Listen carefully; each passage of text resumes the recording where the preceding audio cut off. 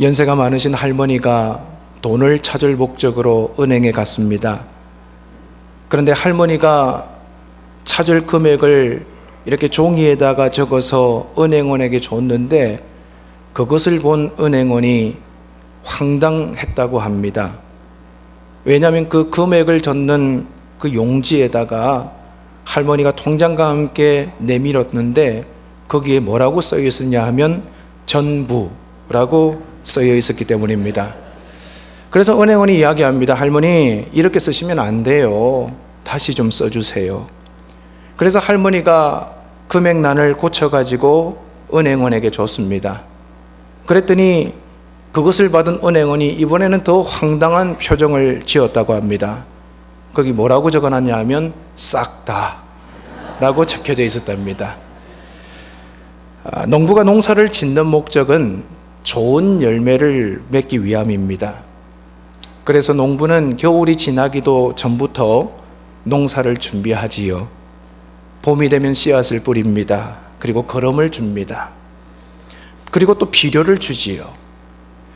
시간이 지나면서 잡초가 생기면 그 잡초를 뽑아주고 풀을 깎아주면서 농부는 좋은 열매를 기다립니다. 뜨거운 태양빛이 비치는 그 여름에도 땀을 뻘뻘 흘려가면서 풍성한 열매를 기대합니다. 농부는 비가 오지 않아도 마음을 졸입니다.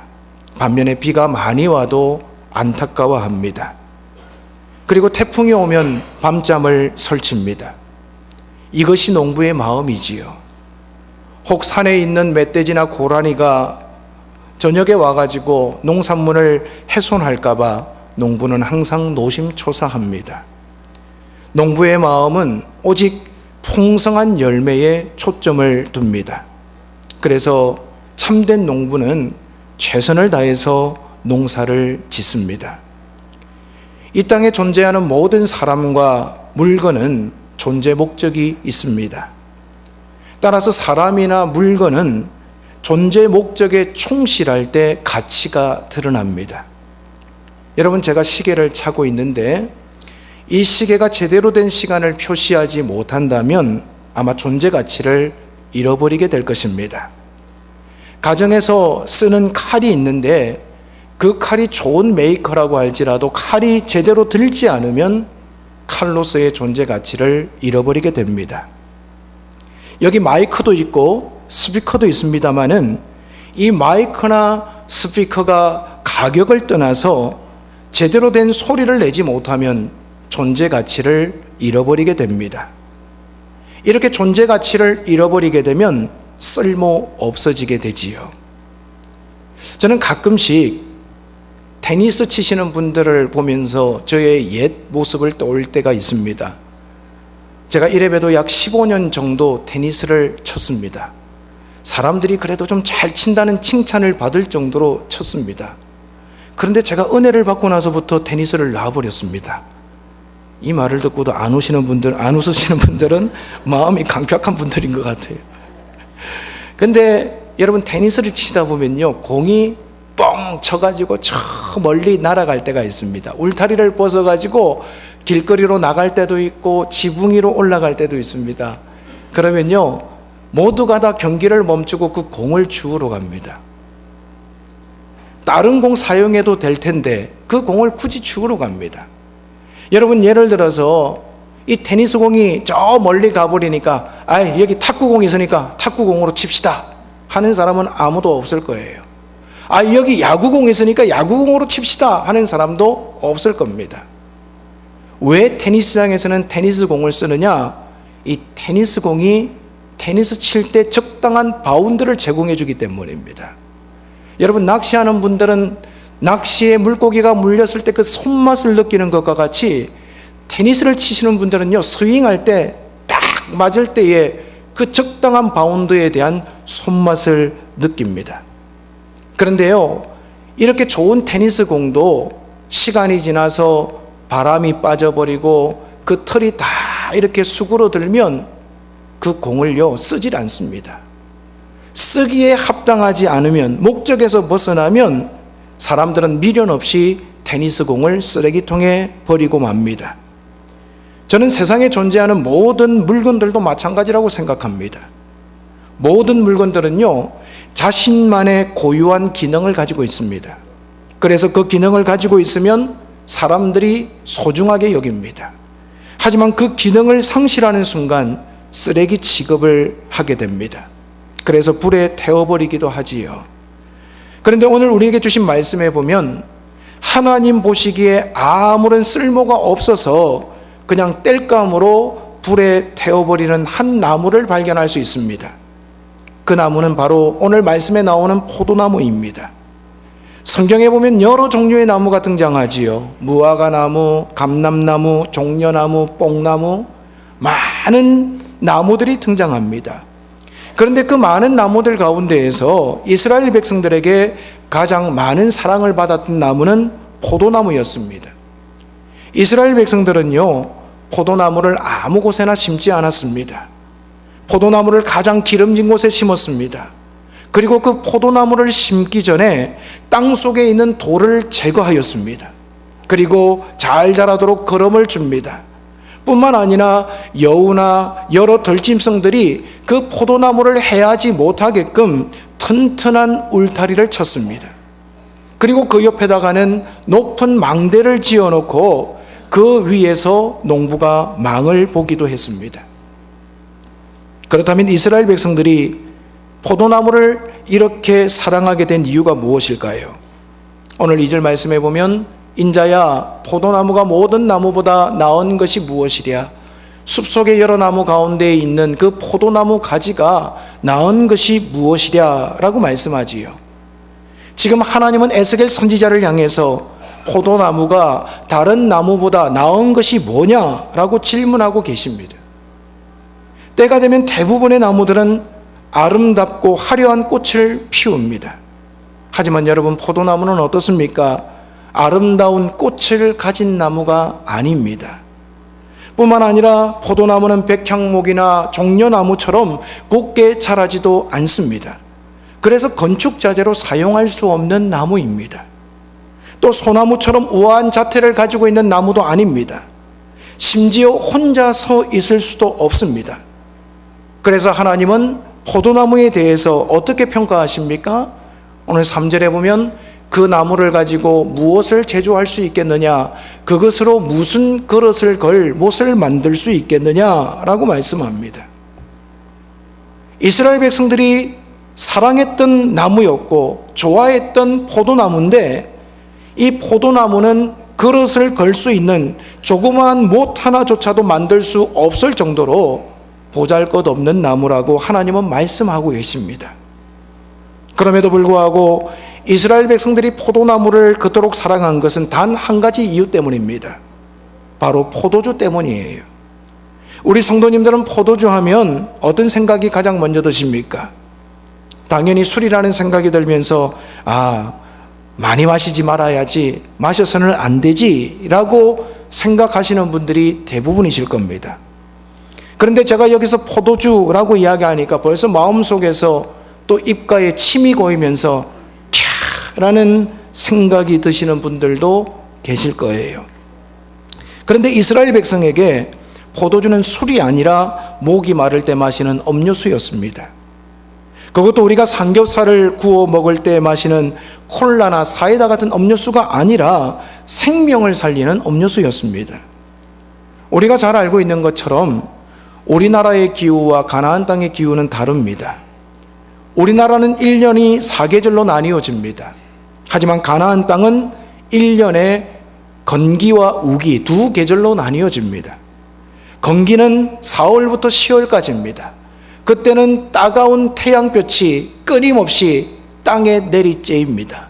비가 오지 않습니다. 모든 것이 다 말라 죽습니다. 그런데 10월이 지나면서부터 약 2월 말까지 우기가 시작됩니다. 그런데 포도를 수확하는 시기는 건기인 8월과 9월 달입니다. 앞에서도 말씀드렸지만 이때는 햇빛이 강하게 내리쬐는 때입니다. 사람들이 숨쉬기조차 힘이 듭니다. 모든 웅덩이에 고여있던 물들이 다 바닥이 드러납니다. 따라서 목이 타 들어가는 그때에 포도주를 가리켜서 생명을 살리는 음료수라고 합니다. 그런데 만약에 포도나무가 열매를 맺기는 맺었는데 기대했던 극상품 포도가 아니라 도저히 먹을 수 없는 돌포도를 맺었다면 그 농부의 마음이 어떠할까요? 그 포도나무가 아무리 곱게 자랐다고 할지라도 들포도 열매를 맺었다면 농부의 입장에서는 마음이 허탈하고 속상할 것입니다. 오늘 4절 말씀에 보면 불에 던질 땔감이 될 뿐이라 불이 그 두 끝을 사르고 그 가운데도 태웠으면 제조에 무슨 소용이 있겠느냐라고 말씀합니다. 포도나무의 목적은 극상품 포도 열매를 맺는 것입니다. 그런데 그 목적에 부합하지 않으면 불에 던질 땔감이 될 뿐이다 라고 말씀하고 있습니다. 왜냐하면 포도나무 고유의 기능을 상실했기 때문입니다. 그렇다면 오늘 본문에 나오는 포도나무는 누구를 가리킬까요? 그들은 바로 에스겔 선지자가 활동하고 있던 시대의 이스라엘 백성들입니다. 이스라엘 백성들의 모습은 하나님께서 보실 때 들포도를 맺은 포도나무와 같았습니다. 왜냐하면 지난주에도 우리가 말씀을 봤습니다마는 그때 당시에 세움을 받은 선지자들은 하나님의 말씀을 정확하게 전달하지 않았습니다. 자기 마음대로 예언을 했습니다. 그래서 그들은 무너져가는 이스라엘의 영적인 성벽에 회치를 하고 말았습니다. 그리고 지도자들은 성전에다가 밀실을 마련해 놓고 그 속에서 하나님이 아닌 우상에게 분향을 하고 기도를 했습니다. 심지어 여인들도 성전뜰에 모여가지고요 이방신이었던 담무스를 위하여 애곡을 했습니다. 여러분, 이러한 모습을 바라보는 하나님의 마음이 얼마나 허탈했겠습니까? 얼마나 속이 상했겠습니까? 하나님은 농부가 기름진 땅에 포도나무를 심는 것처럼 이스라엘 백성들을 애굽에서 건져내셨습니다. 그리고 그들 아무런 공로도 없고 아무런 힘도 없는 그 이스라엘 백성들을 젖과 꿀이 흐르는 가나안 땅에 살게 하셨습니다. 농부가 땅을 파고 돌을 골라내는 것처럼 그 가나안 땅의 원주민들, 이방 민족들을 하나님의 능력으로 쫓아내 주셨습니다. 뿐만 아니라 농부가 거름을 주고 물을 주는 것처럼 하나님께서는 이스라엘 백성들에게 때를 따라 돕는 은혜를 베풀어 주셨습니다. 그리고 농부가 울타리를 두르는 것처럼 눈동자와 같이 하나님의 백성들을 지켜주셨습니다. 이러한 이스라엘 백성들에게 하나님께서 원하시는 것이 한 가지가 있었습니다. 그것은 바로 하나님의 백성인 이스라엘 백성들이 극상품 포도 열매를 맺는 것이었습니다. 그렇다면 하나님이 원하시는 극상품 포도나무 열매가 뭘까요? 그것은 바로 하나님을 찬양하는 것입니다. 즉 하나님께 영광을 돌려드리고 하나님의 이름을 높여드리는 삶을 원하셨습니다. 이사야서 43장 21절에 보면 이 백성은 내가 나를 위하여 지었나니 나를 찬송하게 하려 함이니라 말씀합니다. 이스라엘 백성을 하나님은 하나님을 위해서 지으셨다고 고백합니다. 그리고 하나님을 찬송하게 하려고 그들을 지으셨다고 말씀합니다. 오늘 저와 여러분들도 마찬가지입니다. 세상의 수많은 사람들 가운데 우리를 불러주신 목적이 무엇일까요? 하나님은 하나님을 위하여 저와 여러분을 지으셨습니다. 그리고 하나님을 찬송하게 하려고 저와 여러분을 불러주셨다라는 것입니다. 여러분, 이것이 바로 이스라엘 백성들의 존재 목적이었습니다. 이것이 바로 오늘 저와 여러분이 이 땅을 살아가는 목적입니다. 그런데 이스라엘 백성들을 보니까 그들은 하나님을 찬양하고 높이는 삶을 살지 못했습니다. 하나님 대신에 우상을 찬양합니다. 그리고 하나님이 주신 복을 가지고 자신을 높이는 삶을 살았습니다. 그래서 하나님 앞에 쓸모없는 전제로 전락하고 말았습니다. 하나님의 은혜를 깨달지 못하니까, 하나님을 하나님으로 찬송하지 못하니까 하나님이 주신 모든 축복을 그들은 잃어버리고 말았습니다. 그렇다면 저와 여러분들의 모습은 어떻습니까? 여러분들은 지금 여기까지의 인생을 돌아보면 극상품 포도 열매를 맺고 계십니까? 아니면 들포도 열매를 맺고 계십니까? 수많은 사람 가운데 너는 내 것이라 지명하여 불러주셨습니다. 하나님께서 믿음을 주셨습니다. 복도 주셨습니다. 직분도 주셨습니다. 오늘 내가 예수 믿은 지 꽤 오랜 시간이 지났습니다. 그런데 하나님이 나를 불러주신 그 순간부터 지금까지 나의 삶을 평가해 볼 때 여러분들은 들포도 열매를 맺고 계신지 아니면 극상품 포도 열매를 맺고 계신지 우리가 한번 하나님 앞에서 우리 자신의 모습을 돌아볼 필요가 있습니다. 하나님은요, 만세전에 너는 내 것이라 우리를 선택해 주셨습니다. 우리의 모든 허물과 죄를 용서하기 위해서 예수님을 이 땅에 보내셨습니다. 십자가 위에 못 박아 죽이셨습니다. 그리고 예수님을 성천케 하시고 성령님을 보내셔서 오늘도 우리의 연약함을 도와주고 계십니다. 아무것도 가지고 온 것이 없지만 우리에게 물질을 주셨습니다. 건강을 주셨습니다. 지혜도 주셨습니다. 그리고 아름다운 가족도 주셨습니다. 뿐만 아니라 지금 이 순간에도 하나님은 우리를 저 영원한 천국으로 한 걸음 한 걸음 인도하고 계십니다. 이러한 우리들을 향해서 하나님께서 원하시는 것이 한 가지 있습니다. 그것은 바로 극상품 포도나무 열매입니다. 즉 하나님을 찬양하고 하나님을 높이는 삶을 살아가기를 하나님은 저와 여러분에게 원하고 계십니다. 여러분, 우리가 주 안에서 항상 기뻐하는 삶, 범사에 감사하는 삶, 쉬지 말고 기도하는 삶, 이것이 하나님을 찬양하고 높이는 삶임을 우리는 깨달아야 합니다. 기쁨으로 교회를 섬기는 것, 이것이 하나님을 찬송하는 일이고 하나님을 높이는 일임을 깨달아야 합니다. 교회에서뿐만 아니라 삶의 현장에서 주인 되신 예수님을 증거하며 전도하는 것, 이것이 하나님을 찬송하는 일임을 깨달아야 합니다. 오늘 여러분에게 이와 같은 열매가 있으십니까? 오늘 우리가 바쁘게 살아가면서 하나님의 은혜를 잊어버리고 살아갈 때가 많습니다. 하나님의 목적보다는 나의 목적을 따라 거기에 집중하며 살아갈 때가 너무너무 많습니다. 성공했을 때는 그 모든 것이 나의 덕으로 된 것인 양 자랑합니다마는 실패하고 내 힘으로 그 실패를 극복할 수 없는 그 마지막까지 갔어야 하나님을 찾을 때도 많이 있습니다. 가만히 나의 삶을 돌아다 보면 하나님께서 복 주시기에 합당한 모습이 그렇게 많지 못한 것 같아요. 사랑하는 여러분, 그럼에도 불구하고 하나님은 오늘도 저와 여러분을 통해서 영광 받으시고 찬송 받으시기를 원하고 계십니다. 오늘 우리가 나의 삶의 목적에 치중한 나머지 하나님께서 나에게 주신 그 목적을 잃어버리고 있다면 오늘 이 시간 말씀을 들으면서 우리의 삶의 방향을 돌이키는 역사가 있기를 바랍니다. 아무리 열심히 살고 아무리 노력하면서 살고 아무리 수고해도 주권자 되신 하나님, 생사화복을 주장하시는 하나님께서 허락하지 아니하시면 우리의 삶은 잘 될 수가 없어요. 하나님께서 은혜를 주셔야 됩니다. 하나님과 함께하는 삶이 능력 있는 삶입니다. 하나님을 찬송하고 하나님의 목적에 합당하게 살 때 가치 있는 인생이 될 수 있다는 거예요. 그런데 믿음을 가지고 있으면서도 우리는 하나님의 목적을 따라 살기보다는 내 목적이 앞설 때가 많이 있어요. 삶의 우선순위가 뒤죽박죽 된 경우가 많이 있습니다.